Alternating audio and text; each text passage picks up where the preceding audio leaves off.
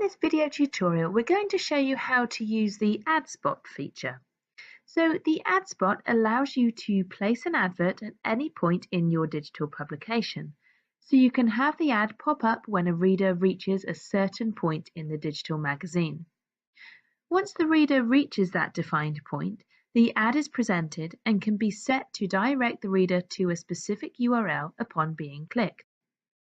This is a great way of gaining additional revenue streams from advertisers, or to promote a sale or sign up to a newsletter, for example.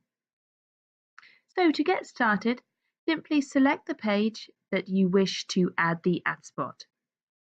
Then select the Adspot option from the tools on the left-hand side and highlight an area on the page to activate and then set the options up.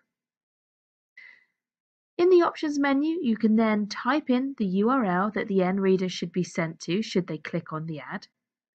And then you can select or upload and select your ad or image that you want to be displayed. The Advanced section here allows you to set an analytics label for Google Analytics so the performance can be monitored and tracked.